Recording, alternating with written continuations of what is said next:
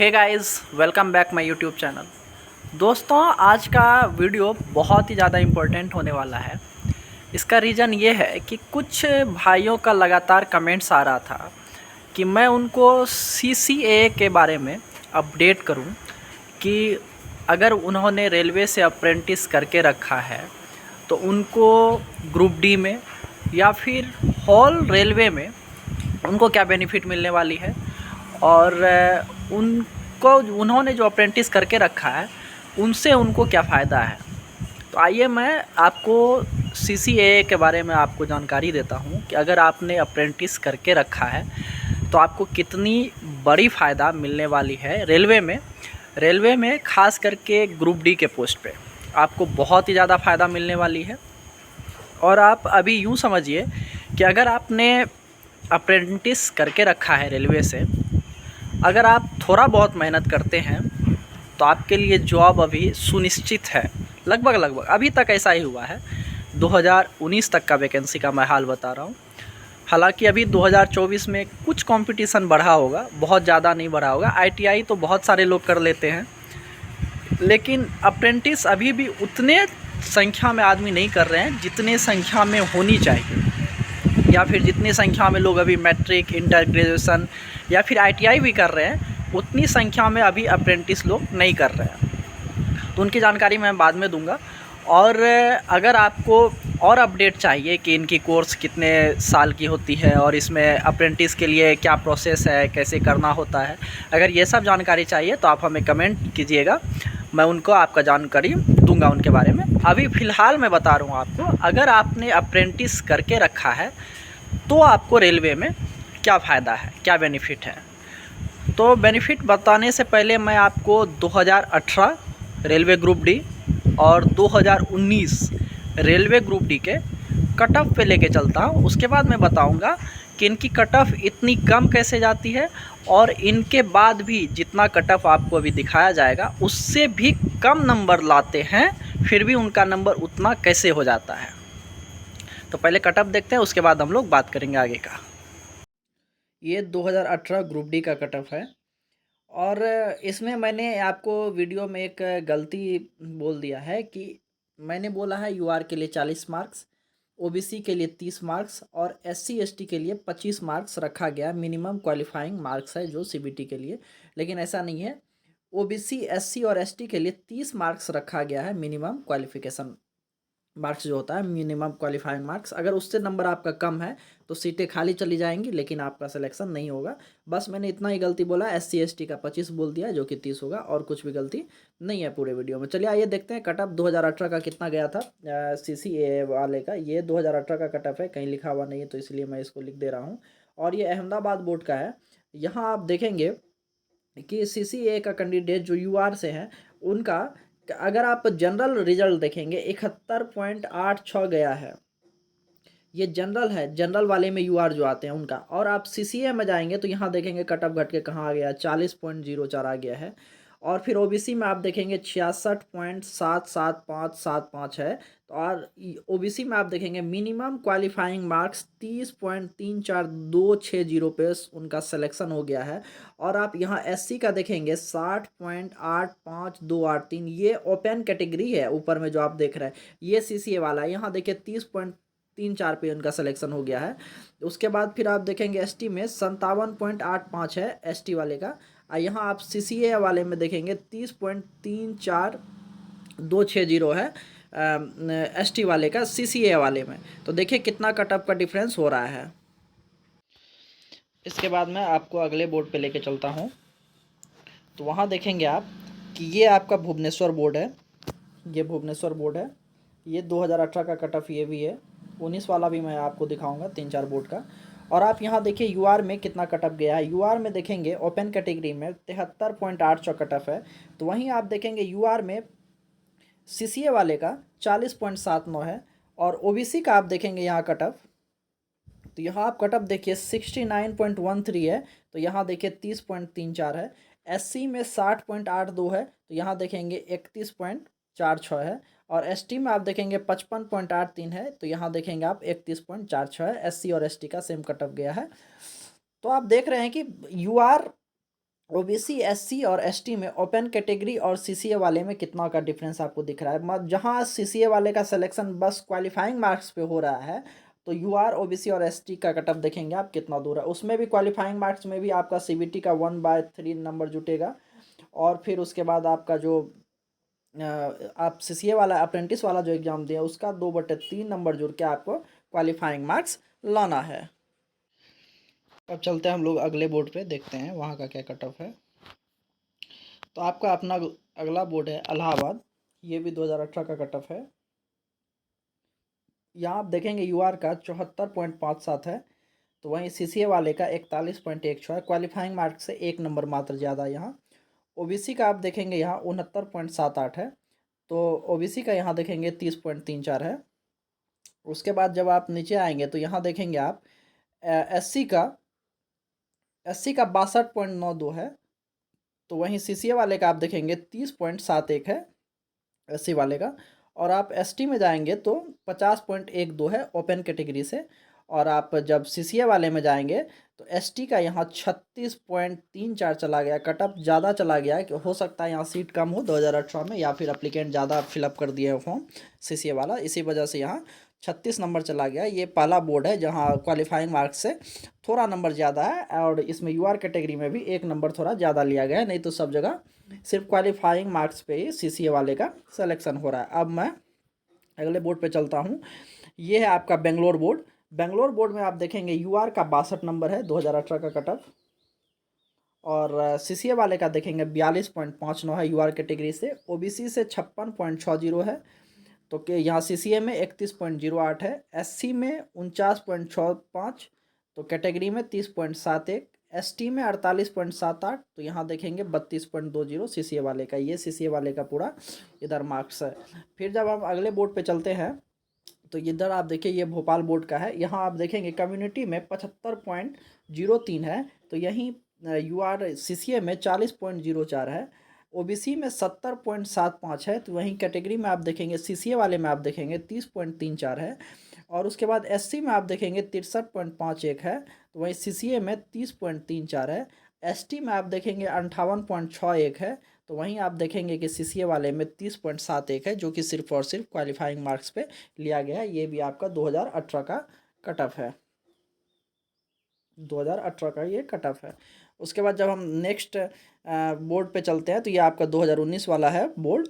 2019 में आप देखेंगे ये मुंबई का है, यहाँ देखिए यहाँ पूरा चीज़ लिखा हुआ है एक बार 2019। यूआर का आप देखेंगे यहाँ 70.59 है, तो वहीं आप सीसीए वाले का देखेंगे 40.15 है, जो कि कोई चेंजिंग नहीं आया है 2018 और 2019 में। आप एससी में देखेंगे 60.26 है ओपन कैटेगरी में, तो यहाँ आप देखेंगे 30.07 है सीसीए वाले का एससी कैटेगरी का। एसटी का आप देखेंगे 55.09 है, तो यहाँ आप देखेंगे 30.07 है। ओबीसी का आप देखेंगे 67.25 है, तो यहाँ आप देखेंगे 30.00 है।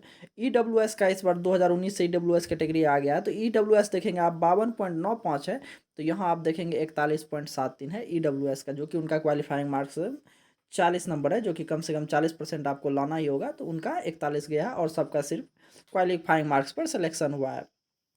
फिर अब हम नेक्स्ट चलेंगे, तो ये भी आपका मुंबई ही है, ये वेस्टर्न मुंबई है। तो वेस्टर्न मुंबई का आप देखेंगे कट ऑफ, वेस्टर्न मुंबई का आप देखिए यहाँ यूआर कैटेगरी से जो है यूआर और ईडब्ल्यूएस सीसीए वाला, यहाँ आप देखेंगे 40.067 है, और फिर सीसीए ओबीसी एससी और एसटी का जो है 30.0162 रखा गया है, जो कि सिर्फ और सिर्फ क्वालिफाइंग मार्क्स है और कुछ नहीं है। यहाँ डायरेक्ट दे दिया है, ये सीसीए वाले का रिजल्ट है, और ये फिर ये हैंडीकैप्ड वाले सब का रिजल्ट है। और यहाँ देखेंगे आप यूआर का 40 है, और ओबीसी एससी और एसटी का 30 है। और फिर आप हम नेक्स्ट बोर्ड पे चलेंगे, तो ये कौन सा बोर्ड है, बोर्ड का नाम कट गया है, लेकिन आप यहाँ अगर देखेंगे ये भी 2019 का है, यहाँ आप देख सकते हैं पूरा डिटेल दिया गया है, लेकिन किस बोर्ड का वो नाम कट गया है 2019 का है। यहाँ आप देखिए जनरल और यूआर का ये 75 है, तो यहाँ आप सीसीए वाले में देखेंगे यूआर का 40.16 है, और फिर ओबीसी का देखिए यहाँ सीसीए में 40.71 है, ईडब्ल्यूएस का है माफ़ कीजिएगा, तो यहाँ ईडब्ल्यूएस का देखिए 63 मार्क्स कट ऑफ गया है। ओबीसी का देखिए सीसीए में 30 नंबर है, तो यहाँ ओबीसी का देखिए 73 नंबर है। फिर ओपन कैटेगरी में एससी का 30 है, तो यहाँ आप देखेंगे एससी का 65 है, एसटी का 30 है, तो यहाँ आप देखेंगे एसटी का 56 है। तो कहने का मतलब ये हुआ कि अगर आपने अप्रेंटिस करके रखा है, अगर आप थोड़ा बहुत भी मेहनत करते हैं, सिर्फ और सिर्फ क्वालिफाइंग मतलब क्वालिफाइंग नंबर से कुछ ज़्यादा ले आइए, क्योंकि अब कट ऑफ हो सकता है थोड़ा ज़्यादा चला गया हो। 40 अभी हो रहा है, तो आप अगर 45-50 करते हैं तो आपका जॉब पक्का है। और जो इसमें 3 बेनिफिट मिलने वाला है कि वो मैं आपको आगे बता रहा हूँ इसी वीडियो में, तो आप वीडियो में बने रहिए। अभी आपने लगभग 8-10 बोर्ड का कट ऑफ देख लिया। सारे बोर्ड का कट ऑफ लगभग सेम है। बहुत ज़्यादा अगर डिफरेंस होगा 1 से 2 नंबर का, उससे ज़्यादा का डिफरेंस किसी बोर्ड में नहीं है। अब सारे बोर्ड का 18-19 बोर्ड का 2018 का कट ऑफ दिखाना, फिर 2019 का कट ऑफ दिखाना, तो वीडियो बहुत लंबा हो जाता है, इसीलिए मैंने सारे बोर्ड का कट ऑफ नहीं दिखाया। ये आप मत सोचिएगा कि मैंने सारे कम बोर्ड वाले का कट ऑफ दिखाया, सारे बोर्ड का यही हाल है। कहने का मतलब ये है, अगर आप यूआर का कैंडिडेट हैं तो आपको 40% मार्क्स लाना है, अगर आप ओबीसी का हैं तो 30% लाना है, अगर आप एससी एसटी से हैं तो 25% मार्क्स आपको लाना है। मोटा मोटी बात यह है आपका कट ऑफ से। और 40% में भी अब मैं आपको बताता हूं कि आप इतना कम कट ऑफ आखिर जाता कैसे है और अप्रेंटिस वाले को फ़ायदा क्या है। पहला फ़ायदा ये है आपका रेलवे ग्रुप डी में कि आपके लिए जितनी भी वैकेंसी आती है रेलवे ग्रुप डी में और जिस भी बोर्ड में आती है, 20% रिजर्व सीट रहता है सिर्फ रेलवे अप्रेंटिस वाले के लिए। उसमें सिर्फ और सिर्फ रेलवे अप्रेंटिस वाले ही जाते हैं, 20% सीट उनके लिए रहता है। और अगर रेलवे अप्रेंटिस के बच्चे पूरा नहीं होते हैं, 2018 में भी पूरा नहीं हुए थे, 2019 में भी नहीं हुए थे, 2024 में पूरा होंगे कि नहीं, ये डिपेंड करता है आने वाली वैकेंसी पर। और ये भी डिपेंड करता है कि कितने लोगों ने अभी करके रखा है। इसका एग्जैक्ट डेटा तो है नहीं किन्हीं के पास कि कोई बता दे कितने लड़के ने अभी अप्रेंटिस करके रखा है। फिर भी अगर आप मानते हैं कि थोड़ा बहुत वैकेंसी कम होगा और आपका अप्रेंटिस कुछ ज़्यादा लोगों ने करके रखा होगा, तो आप अगर 40 यूआर का कट ऑफ है अभी, अगर आप उसमें 5 नंबर या 10 नंबर जोड़ दीजिए तो उससे ज़्यादा कट ऑफ नहीं जाने वाला है। 50 मैक्सिमम है, उससे ज़्यादा नहीं होगा मेरे ख्याल से। अब बाकी डिपेंड ये भी करता है कि वैकेंसीज़ कितनी आती है। अगर 5000 10,000 वैकेंसी आएगी तो कट ऑफ तो थोड़ा बढ़ेगा ही। अगर फिर से 40,000 50,000 वैकेंसी देखने को मिला तो कट ऑफ 40 से ज़्यादा फिर से नहीं जाएगी। पहला बेनिफिट तो ये है आपके लिए 20% सीट रिजर्व है। दूसरा बेनिफिट ये है कि अगर आप थोड़े हेल्दी हैं या फिर आप फिजिकली अनफिट हैं, मतलब आप दौड़ नहीं सकते हैं, भाग नहीं सकते हैं, तो आपको रेलवे में पीटी फ्री कर दिया गया है। कहने का मतलब ये है, अगर आपने एग्ज़ाम क्वालिफाई कर लिया है तो आपका जो वो 1 किलोमीटर का रेस और 35 केजी का बोरा जो उठाना पड़ता है वज़न, वो आपको नहीं उठाना है। आपका सीधे डॉक्यूमेंट्स वेरिफिकेशन होगा और उसके बाद आपका मेडिकल होगा। आपको पीईटी से फ्री कर दिया गया है। अप्रेंटिस वाले के लिए कोई पीईटी नहीं है। पहला बेनिफिट ये है कि आपके लिए 20% सीट रिजर्व है। दूसरा बेनिफिट ये कि आपको पीईटी फ्री कर दिया गया। इसका रीज़न ये है कि उनके बच्चे नहीं पूरा हो रहे अप्रेंटिस वाले, और जो रेलवे से अप्रेंटिस किए हुए होते हैं ना, उनको काम करने में बहुत आसानी होती है और वो उनको काम के बारे में पहले से पता होता है। और सरकार की ये प्लान है कि लोग जागरूक हो और अप्रेंटिस ज़्यादा से ज़्यादा लोग करें, जिससे सरकार को काम करवाने में आसानी हो। इसीलिए उनको रिजर्वेशन और पीटी फ्री कर दिया गया, जिससे ज़्यादा से ज़्यादा बच्चे अप्रेंटिस करेंगे। अब 2 फ़ायदा हुआ। और तीसरा फ़ायदा आपने देखा कि यूआर 40% है, ओबीसी 30, एससी एसटी 25% है। 40% में भी आपका जो है, जो आप सीबीटी का एग्ज़ाम देते हैं, कहने का मतलब ग्रुप डी के लिए जो आप एग्ज़ाम देते हैं, उसका 1/3 मार्क्स आपका ऐड होगा, ठीक। और आपने जो अप्रेंटिस के लिए एग्ज़ाम दिया है जितने भी नंबर का, उसका 2/3 मार्क्स ऐड होके आपका मेरिट बनता है। सबका यही प्रोसेस है। जैसे आप सपोज मान लीजिए सीबीटी में आप 60 नंबर लाए हैं, एग्जाम्पल के लिए मैं एक एग्जाम्पल लेता हूँ। 60 का आप 1/3 करेंगे तो आपका नंबर निकल के आएगा 20, ठीक। ठीक, परसेंट में होता है, नंबर पे नहीं जाइएगा, परसेंट का डिवाइड होता है। उसके बाद अगर आप मान लीजिए कि अप्रेंटिस में भी आपने 60 नंबर लाया है तो 60 का 2/3 होगा। अगर 60 का 2/3 करते हैं तो वहाँ से आपका 40 होगा। 40 नंबर आपका अप्रेंटिस का जुटेगा और 20 नंबर आपका सीबीटी का जुटेगा। इसका कहने का मतलब आपका क्या हुआ जानते हैं, ज़्यादा प्रेफरेंस आपको अप्रेंटिस वाले से दिया जा रहा है कि वहाँ आपने जितना नंबर लाया है उसका 2/3 जोड़ा जाएगा और सीबीटी वाले का 1/3 जोड़ा जाएगा और दोनों को ऐड किया जाता है। उसके बाद फिर नॉर्मलाइज किया जाता है। नॉर्मलाइज करके अगर आप 40 ला रहे हैं तो आपका यूआर से सिलेक्शन होगा, 30 और 25 ला रहे हैं तो आपका कैटेगरी में सिलेक्शन होगा। यूआर और ईडब्ल्यूएस दोनों के लिए 40 ही है, ईडब्ल्यूएस को भी कोई छूट नहीं है। ओबीसी, एससी और एसटी वाले के लिए छूट है जो कि आपको 30 और 25 नंबर लाने हैं। तो आप सोचिए जहां ग्रुप डी में कट ऑफ अभी यूआर कैंडिडेट का 75, 70, 72, 65 ऐसे जा रहा है, वहां आप मात्र 40 नंबर पे आपका मेरिट बन रहा है, क्वालिफाई नहीं। आपको जो मैंने अभी जितना भी कट ऑफ दिखाया वो मेरिट का दिखाया है डीवी के लिए, पीटी या उसका नहीं है। आपका वो फाइनल रिजल्ट है। आपने अगर उतने मार्क्स ले आए हैं सीबीटी से, अप्रेंटिस के अपने डिग्री से और उसके बाद नॉर्मलाइज होके अगर आपने उतने नंबर लाए हैं तो आपका सिलेक्शन फाइनल रिजल्ट है वो, और आप रेलवे आसानी से ज्वाइन कर लेंगे अगर आप मेडिकली फिट है तो। अब बताइए कितना आसान है जॉब लेना रेलवे ग्रुप डी में उनके लिए जिन्होंने अप्रेंटिस करके रखा है।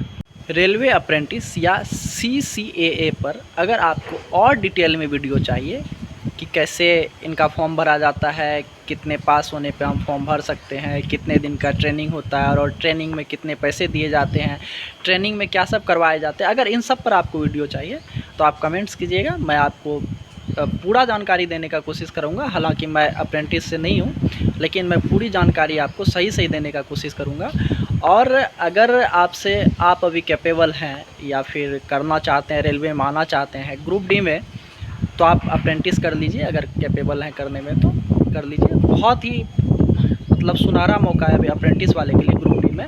आप बिना मेहनत का, अगर आप थोड़ी बहुत मेहनत भी करते हैं तो आपका सिलेक्शन ग्रुप डी में कोई नहीं रोक सकता अभी के हिसाब से। बात तो बाद में देखेंगे, 5 साल 10 साल बाद तो कंपटीशन बढ़ेगा ही, या हालांकि 1-2 साल भी बाद भी बढ़ सकता है।